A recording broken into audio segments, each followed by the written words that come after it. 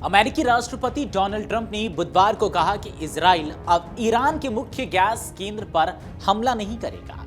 Trump के इस बयान को उनका एहतियाती कदम माना जा रहा है। जानकार मान रहे हैं कि इस युद्ध के दौरान पहली बार ट्रंप बैकफुट पर नजर आ रहे हैं।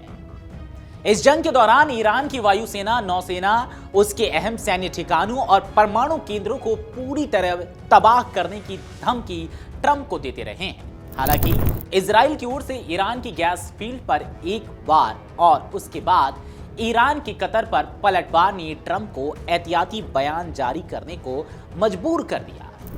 ऐसे में यह जानना अहम है कि आखिर डोनाल्ड ट्रंप को यह क्यों कहना पड़ गया कि इजराइल का हमला उनकी जानकारी के बिना हुआ। ईरान ने इस पलटवार में कतर पर कहां हमले किए, जिससे कतर को भी ट्रंप से संपर्क करने की जरूरत पड़ गई। जिन जगहों पर ईरान और कतर में हमले हुए वह किस तरह जुड़ी हैं, यह पूरी दुनिया के लिए क्यों डराने वाला घटनाक्रम रहा। भारत के हित इन मामलों में किस तरह प्रभावित हुए हैं, आइए जानते हैं।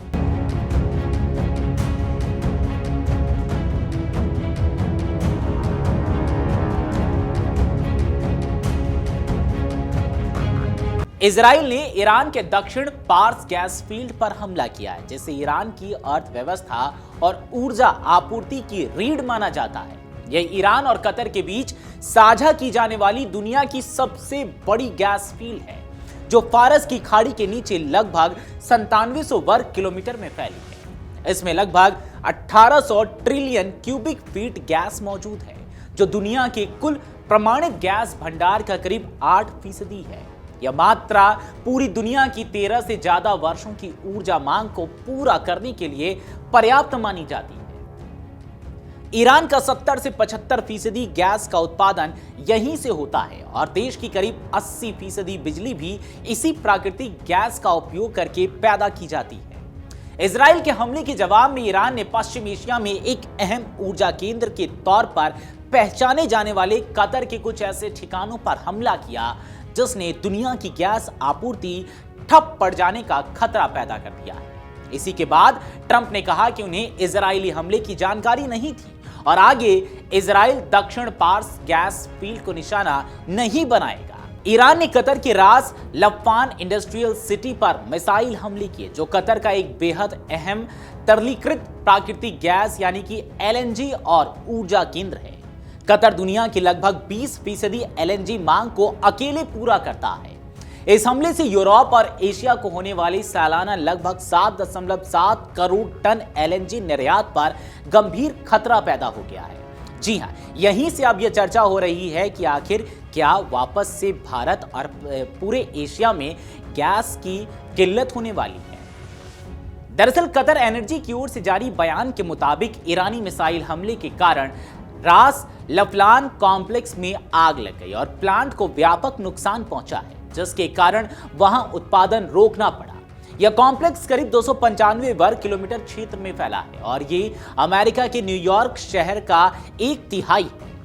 अमेरिकी मीडिया समूह एक्सियोस की रिपोर्ट के मुताबिक रास लफलान परिसर पर हुए हमले के बाद कतर के शीर्ष नेताओं ने अमेरिकी राष्ट्रपति डोनाल्ड ट्रंप से बात की।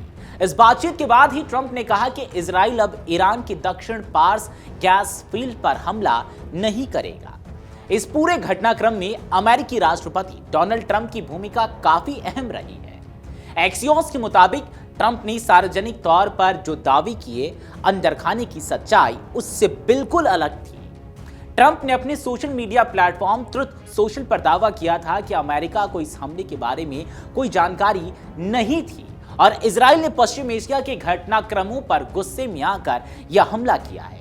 लेकिन अमेरिकी और इजरायली अधिकारियों ने एक्सियोस से कहा कि साउथ पार्स गैस फील्ड पर किया गया हमला पूरी तरह से व्हाइट हाउस की सहमति और पूर्व समन्वय के साथ किया गया था। इसका मकसद ईरान के हॉर्मुज जलडमरू के रास्ते वैश्विक तेल आपूर्ति को बाधित करने से रोकना और उससे डराना था। जब ईरान ने इजरायली हमले का बदला लेने के लिए कतर के गैस प्लांट पर मिसाइलें दागी, तो कतर के अधिकारियों ने तुरंत व्हाइट हाउस से संपर्क किया और जवाब मांगा। इसके बाद हालात को शांत करने के लिए ट्रंप ने यह बयान जारी किया। ट्रंप ने ईरान को चेतावनी दी कि अगर उसने कतर के एलएनजी संयंत्रों पर दोबारा हमला करने की कोशिश की तो अमेरिका पूरी ताकत के साथ साउथ पार्स गैस फील्ड को पूरी तरह से उड़ा देगा।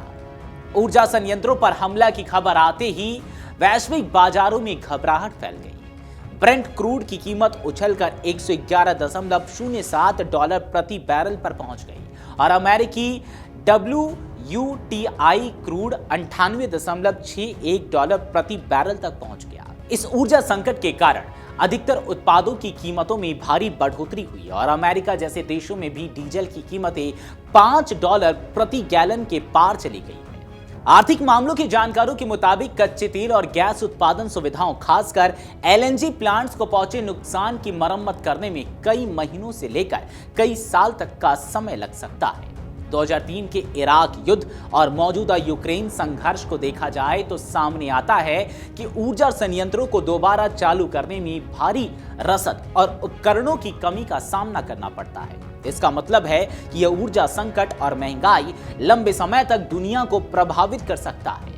दुनिया के कुल तेल और गैस का एक बहुत बड़ा हिस्सा खाड़ी देशों के बीच स्थित हॉर्मुज जलडमरू मध्य से होकर गुजरता है। इस क्षेत्र में बढ़ते तनाव और इसके लगभग बंद होने की स्थिति ने दुनिया भर की सप्लाई चेन को पहले ही बुरी तरीके से प्रभावित किया है।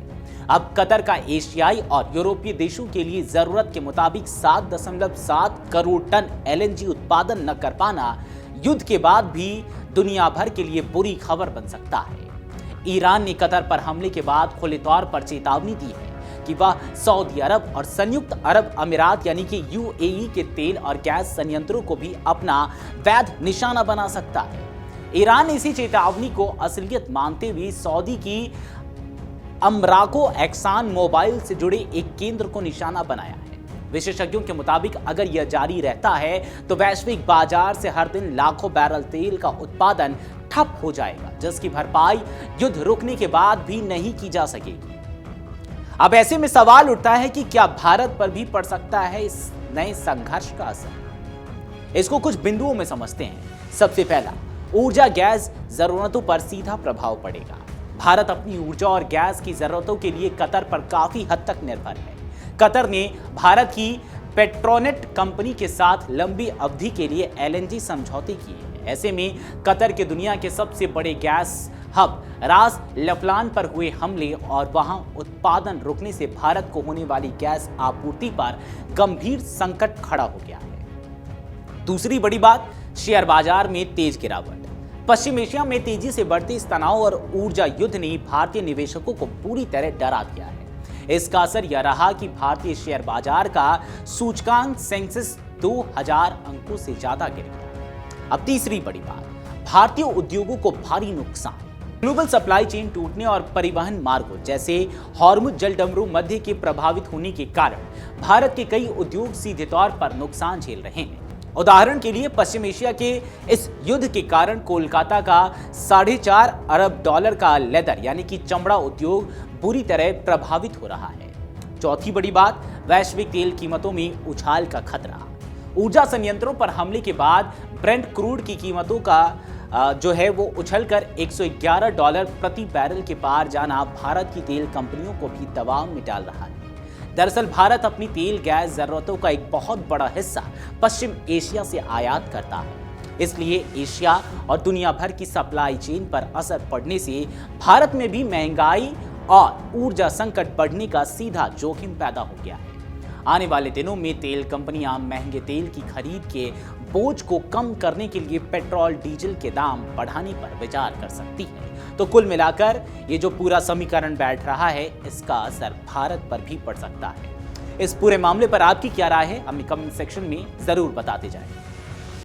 अगर आप ये वीडियो YouTube पर देख रहे हैं तो हमारे चैनल को सब्सक्राइब कर बेल आइकन दबाएं और Facebook पर देख रहे हैं तो हमारे पेज को लाइक करें।